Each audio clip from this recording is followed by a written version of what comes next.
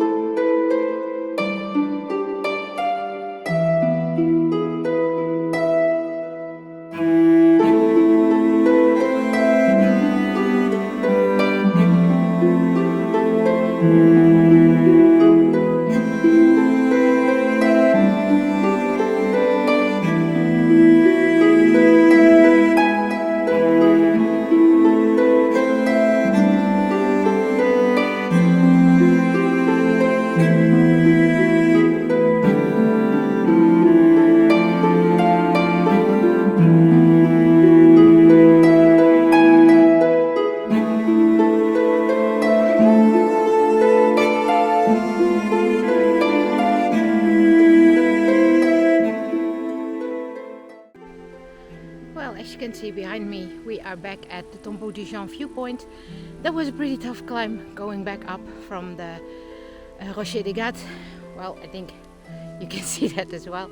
We are now going to our holiday cottage, and I will show you our cottage as well, of course, in my next video. And then I will take you on our further hikes of the weekend as well. See ya!